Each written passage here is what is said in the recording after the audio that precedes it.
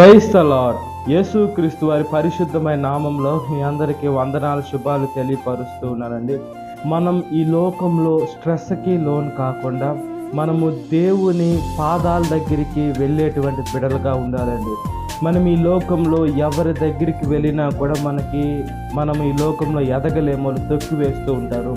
మనము బైబిల్ గ్రంథంలో చూసుకున్నప్పుడు దేవుడికి తర్వాత రోజు సిలువ వేస్తారు అని అన్నప్పుడు యేసుక్రీస్తు వారు కొండ మీద ప్రార్థన చేస్తున్నారు. ఆయన దేవుడై ఉన్నారు. ఆ సైనికులను చంపొచ్చు లేదా మార్చగల సమర్థుడు కూడా. ఆయన ఒక్క మాట సెలవిస్తే 12 వ్యూహాల దూతలు ఈ భూలోకానికి వస్తాయి పరలోకపు తండ్రికి చెప్తే.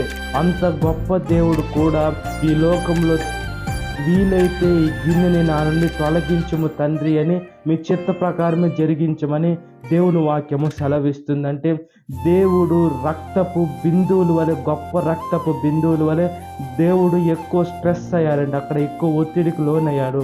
హై బీపీ ఉంది దేవునికి ఆ సమయంలో. అప్పుడు ఆ చెమట రక్తపు వలె ఈ భూమి మీద పడుతూ ఉంది. అంటే దేవుడు మన కోసం ఎంత టెన్షన్గా ఫీల్ అవుతాడు. మనము కొంచెం టెన్షన్ పడితేనే మనం ఈ లోకంలో బ్రతకలేము. ఇప్పుడైతే మనం ఈ లోకం నరాలు కూడా చిట్లిపోతూ ఉంటాయి.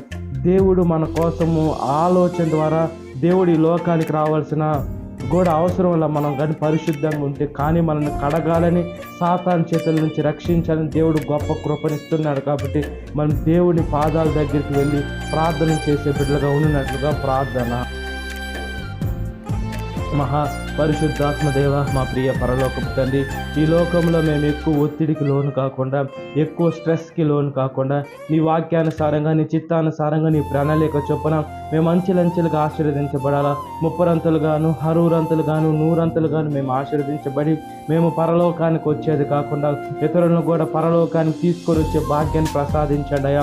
మీ కృపలో మమ్మల్ని జ్ఞాపకం చేసుకోమని అడుగుతున్నాం. ఈ లోకంలో అనేకమైన ఒత్తిళ్ళు, ఇంట్లో మనుషుల ద్వారా ఒత్తిళ్ళు ఉంటాయి, బయట ఉద్యోగం ద్వారా ఒత్తిళ్ళు ఉంటాయి, స్నేహితుల ద్వారా ఒత్తిళ్ళు ఉంటాయి, పాపంలోకి వెళ్ళేదానికి ఒత్తిడి ఉంటుంది.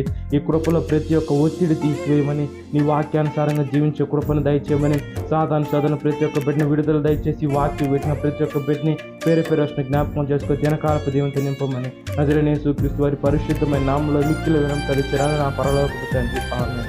Praise the Lord. God bless you. Have a great day.